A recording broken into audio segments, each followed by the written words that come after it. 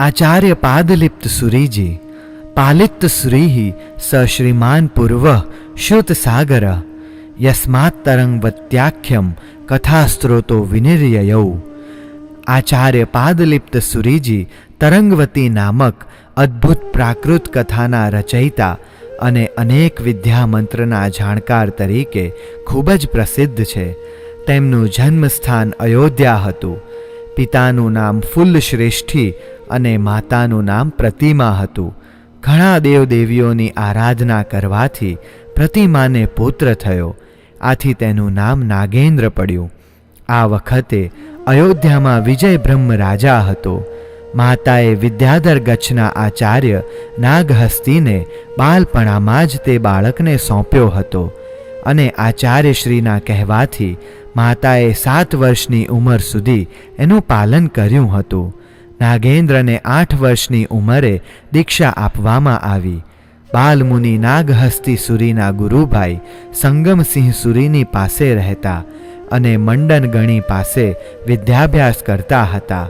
તેમનું દીક્ષા વખતનું નામ શું હશે તેનો ઉલ્લેખ મળતો નથી. કદાચ નાગેન્દ્ર મુનિ હશે, પરંતુ તેમના બીજા પાદલિપ્ત નામ પાછળ તો સુંદર કથા રહેલી છે. તે બાળ મુનિવરે એકવાર ગોચરીમાં કાંજી વહોરી લાવી વિધિપૂર્વક આલોચના કરી ગુરુને બતાવી. ગુરુએ પૂછ્યું, ક્યાંથી લાવ્યો? ઉત્તરમાં આ વિદ્વાન બાલમુનિએ શ્લોક કહ્યો, અંબમ તંબચ્છિયે અપુષ્પિયમ પુષ્પદંત પંક્તિએ નવસાલી કંજીયમ નવ વહુએ કડુવેણ મે દિન્નમ. તાંબા જેવી ઘૂમ આંખવાળી અને ફૂલ જેવા દાંતવાળી એવી નવવધુએ મને કડછી ભરીને નવી ડાંગરની બનાવેલી કોહેલી નહીં અને ખટુંબર એવી આ કાંજી આપી છે. ગુરુ મહારાજે આ સાંભળીને કહ્યું કે પલિત્તોસી, અર્થાત તું ગોચરીના અગ્નિદોષથી લેપાયો છે. બાલમુનિએ તરત જ વિનંતી કરી કે ગુરુદેવ, તેમાં એક કાનો વધારી આપો કે હું આપના આશીર્વાદથી અલિત એટલે કે અગ્નિદોષથી રહિત અને પાદલેપથી આકાશમાં ઉડનારો બનું. ગુરુએ બાલમુનિની હાજર જવાબીથી પ્રસન્ન થઈને કહ્યું કે વત્સ, પાલિત્તો હોહી. બસ ત્યારથી આ બાલમુનિનું પાદલિપ્ત નામ જાહેર થયું. ગુરુ મહારાજે પાદલિપ્ત મુનિની તેજસ્વી બુદ્ધિ જોઈ એને 10 વર્ષની ઉંમરમાં આચાર્ય બનાવી પોતાની પાટે સ્થાપ્યા અને મથુરા મોકલ્યા. આચાર્ય પાદલિપ્ત સુરીજી ત્યાંથી પાટલીપુત્ર ગયા. આ વખતે અહીં મુરુંડ રાજા રાજ્ય કરતો હતો. પાદલિપ્ત સુરીજીએ પોતાની અદ્ભુત પ્રતિભાશાળી વિદ્યા અને કાવ્યથી તેને પ્રસન્ન કર્યો. એકવાર સુરીજીએ પોતાની તર્જની આંગળી ઢીંચણ ઉપર ફેરવી મુરુંડ રાજાના માથાના દુખાવો મટાડી દીધો. આ પ્રસંગની સૂચક ગાથા નિશિત ભાષ્યમાં આ પ્રમાણે મળે છે. જહ જહ પએ સિણીમ જાગવમ્મી પાલિત્ત ઓ ભમાય તહ તહ સે સિરી વેયણા પણસ્સઈ મુરંડ રાયસ્સ. સુરીજીના લોકોત્તર પ્રભાવથી રાજાની શિરોવેદના મટી ગઈ અને તે ઘોડા ઉપર બેસી ઉપાશ્રયે જઈ સુરીજીને વંદના કરી ધર્મગોષ્ઠી કરવા બેઠો.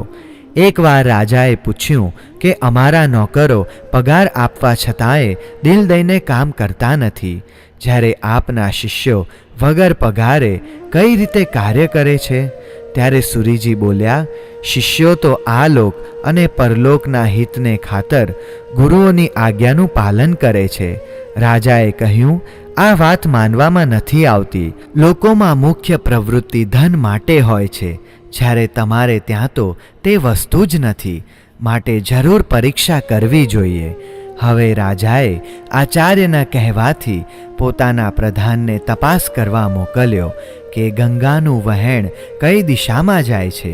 પ્રધાન તો જેવી આજ્ઞા એમ કહીને ગયો અને થોડી પૂછપરછ કરી મોડો આવીને રાજાને કહેવા લાગ્યો કે ગંગાનું પાણી પશ્ચિમમાંથી પૂર્વમાં જાય છે.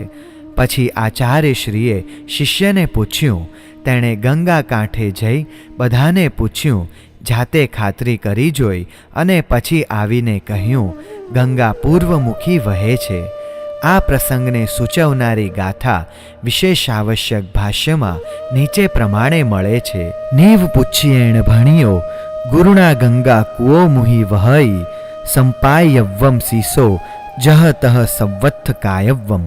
મુરુંડ રાજાએ તે સૂરીની વિદ્વત્તા અને બુદ્ધિની ચમત્કારિતાની ઘણીવાર પરીક્ષા કરી. એકવાર રાજાએ તાંતણાઓથી બારીક રીતે ગૂંથેલો એક સૂતરનો દડો સૂરીજી પાસે મોકલ્યો અને કહેવરાવ્યું કે આનો છેડો શોધી આપો. સૂરીજીએ દડો જોઈ આને મીણથી જોડી દીધેલ છે એટલે છેડો એમ નહીં મળે એમ સમજી તે દડાને ગરમા ગરમ પાણીમાં નંખાવ્યો. થોડી જ વારમાં મીણ ઓગળ્યું, છેડો છૂટો પડી ગયો. રાજા આ જોઈને પ્રસન્ન થયો. રાજાએ એક ઝાડની લાકડી લઈ તેને બરાબર સરખી કરીને મોકલી અને પૂછાવ્યું કે આનું મૂળ કઈ બાજુ છે. સૂરીજીએ જોયું કે લાકડી બંને બાજુથી એક સરખી અને ગોળ છે. તેમણે એને પાણીમાં મુકાવી તેનો મૂળનો ભાગ ભારે હોવાથી ડૂબવા લાગ્યો એટલે સૂરીજીએ કહ્યું કે આ બાજુ મૂળ છે. એક ચારે બાજુએ સરખી એવી ડબ્બી મોકલી અને પૂછ્યું કે આનું ઢાંકણ કઈ તરફથી છે. સૂરીજીએ જોયું કે ડબ્બીનો આકાર ચારે બાજુથી સરખો છે એટલે એને ગરમા ગરમ પાણીમાં નાખી કે એનો લેપ ઉખડ્યો અને મોઢું ખુલી ગયું. બાળ સૂર્ય જેવા તેજસ્વી સૂરી પુંગવે એકવાર એક દોરીનો ગૂંથેલો દડો બનાવી રાજસભામાં મોકલ્યો અને આનો છેડો કઈ તરફ છે તે બતાવો. રાજસભાના પંડિત સભ્યોએ ઘણા પ્રયત્નો કર્યા પણ એ બધા પ્રયત્નો અફળ ગયા. પછી દક્ષ અને ચતુર બાળ સુરીવરે ત્યાં પધારી એક પળવારમાં જ છેડો શોધી આપ્યો. આથી રાજા અને રાજસભા ખુશ થઈ ગયા. માનખેડપુરનો કૃષ્ણરાજ સૂરીજીનો પરમ ભક્ત હતો. અહીં પણ એકવાર એક પંડિતે તો ઘીથી ભરેલું કચોળું મોકલ્યું હતું. સૂરીજીએ તરત જ એક શૂળ લઈ કચોળાની વચ્ચે રોપી દીધી. આ જોઈ પંડિત તો સ્તબ્ધ જ બની ગયો. પાદલિપ્ત સૂરીનો વિહાર પ્રદેશ મુખ્યતયા માનખેડપુર જ રહેલ છે. તેમણે અહીંના રાજાને પ્રતિબોધી જૈન ધર્મનો અનુરાગી બનાવ્યો હતો. લાટ દેશના ઓંકારપુરનો રાજા ભીમરાજ પણ સૂરીજીનો ભક્ત હતો. સૂરીજી નિરંતર શત્રુંજય, ગિરનાર, અષ્ટાપદ, સમ્મેત શિખર અને મથુરાના શ્રી સુપાર્શ્વનાથજીના સ્તૂપને વંદના કરતા હતા અને ત્યાર પછી જ મોંમાં અન્ન પાણી નાખતા. સૂરીજીએ ભરૂચના બ્રાહ્મણોમાં જૈન ધર્મ અને જૈન સાધુઓ પ્રત્યે જે દ્વેષ, અનાદર અને અભાવ હતો તે મટાડ્યો હતો. ભરૂચના રાજાને પ્રતિબોધી જૈન ધર્મમાં સ્થિર થવા સમજાવ્યો હતો. એમનો એક ગૃહસ્થ શિષ્ય નાગાર્જુન છે જે મહાન રસ સિદ્ધ અને મંત્ર સાધક હતો. નાગાર્જુન ક્ષત્રિય પુત્ર હતો. તેનું જન્મસ્થાન ઢંકનગર. તેના પિતાનું નામ સંગ્રામસિંહ અને માતાનું નામ સુવ્રતા. એને ઉદરમાં આવતા જ માતાએ 1000 ફણાવાળો નાગ જોયો, માટે જ એનું નામ નાગાર્જુન રાખ્યું. બચપણમાં જ બાળક નાગાર્જુને સિંહને માર્યો હતો.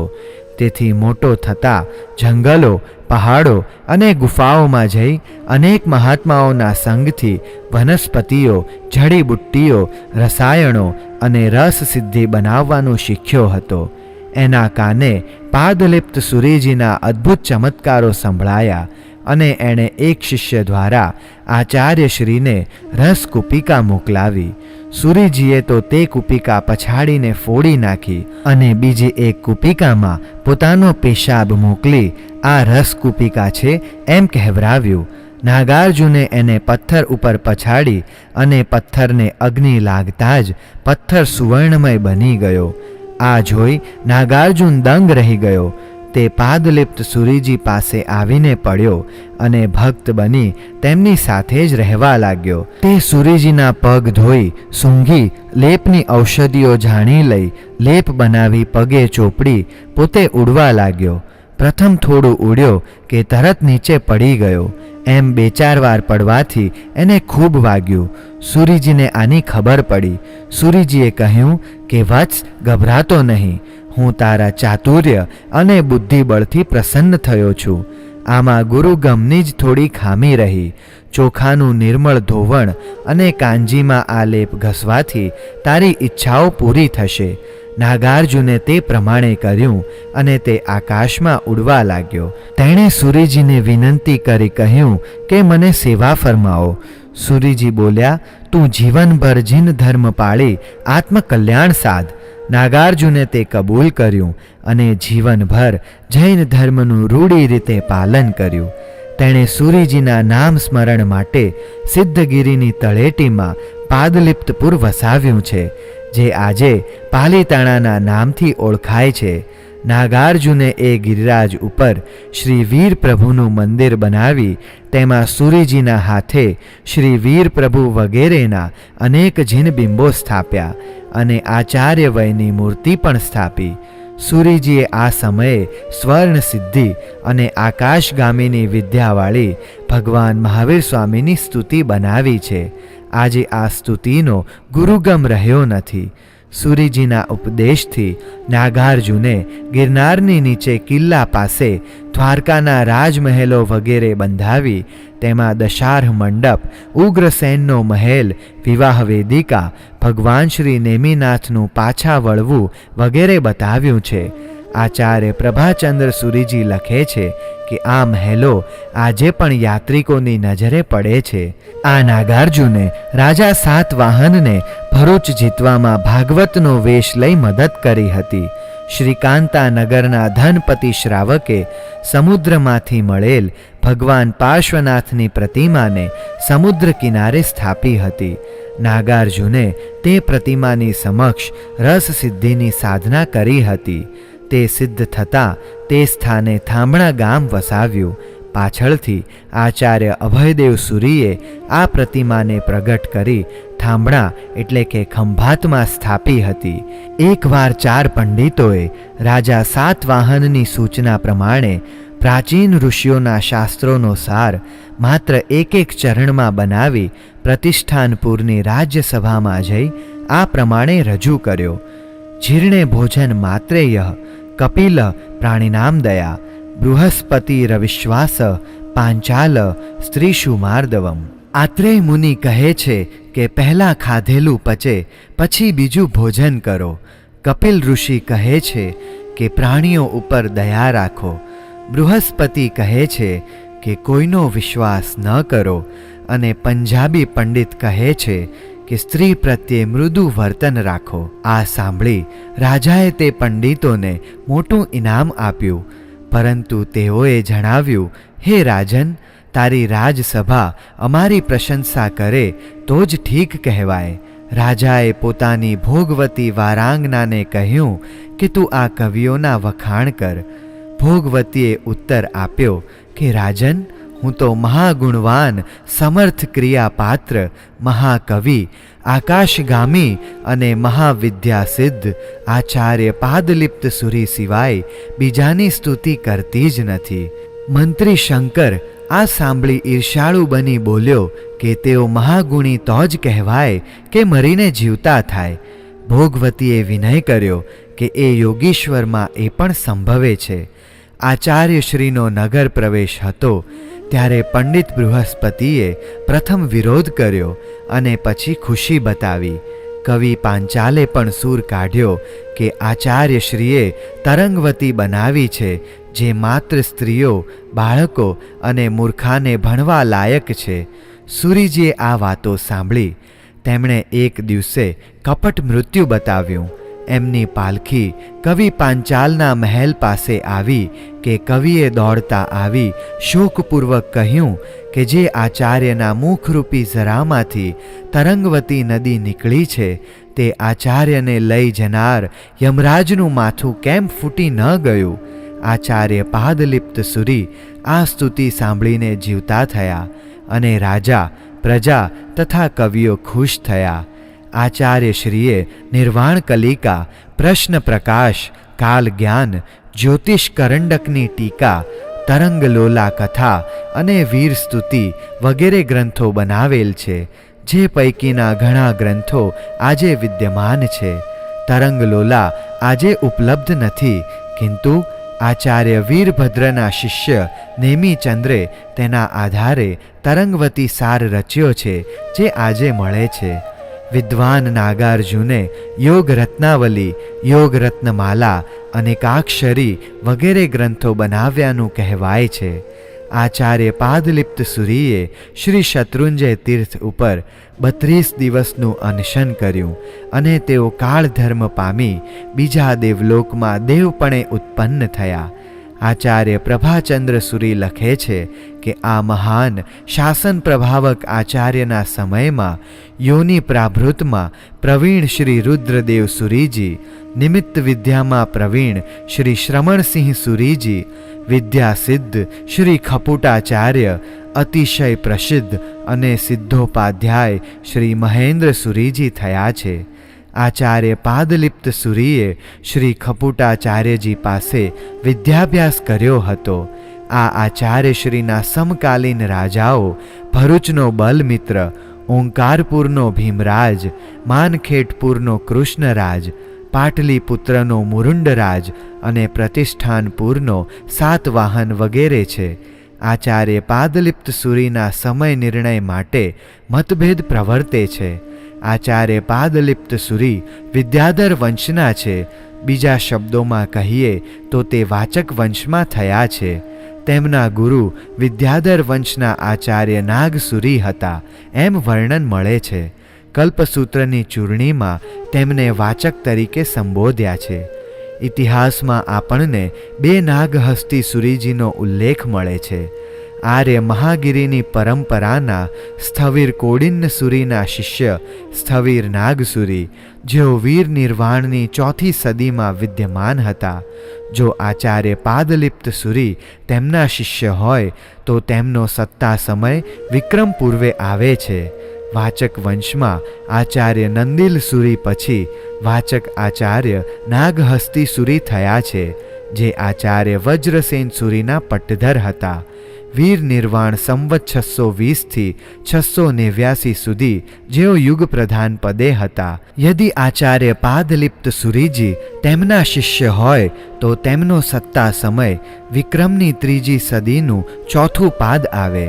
પ્રભાવક ચરિત્ર તથા પટ્ટાવલીઓ વગેરેમાં આચાર્ય પાદલિપ્ત સુરીને વિક્રમ પહેલાના આચાર્ય માન્યા છે. સમકાલીન રાજાઓના નામોને આધારે જો વિચાર કરીએ તો આચાર્ય પાદલિપ્ત સુરી વિક્રમની 2જી-3જી સદીના આચાર્ય હોય એવું મનાય છે. એકંદરે બીજા પ્રમાણો તપાસી આ સમય નિર્ણય કરવો જરૂરી છે. આચાર્ય રુદ્રદેવ સુરી વગેરે આચાર્ય પાદલિપ્ત સુરીના સમકાલીન આચાર્યો છે એ તો સહેજે માની શકાય તેમ છે. વિદ્યાધર વંશ તે વાચક વંશ વીર સંવત 170, વિદ્યાધર શાખા વીર સંવત 350 અને વિદ્યાધર કુલ વીર સંવત 650 વગેરેનો પરિચાયક શબ્દ છે. આચાર્ય પાદલિપ્ત સુરી વિદ્યાધર વંશના એટલે કે વાચક વંશના આચાર્ય છે એમ માનવું એ જ યુક્તિ સંગત છે. યુગ પ્રધાન આચાર્ય રેવતી મિત્ર અને આચાર્ય ધર્મસુરીજી, તેમનો પરિચય યુગ પ્રધાન પટ્ટાવલીમાં આવી ગયો છે. તેમના સમયે પંચકલ્પનો વિચ્છેદ થયો. વીર સંવત 414ની આસપાસમાં જીતકલ્પ બન્યો, જે અત્યારે મળતો નથી. આજે જે જીતકલ્પ મળે છે તે આચાર્ય જીનભદ્ર ગણી ક્ષમાશ્રમણનો રચેલો છે.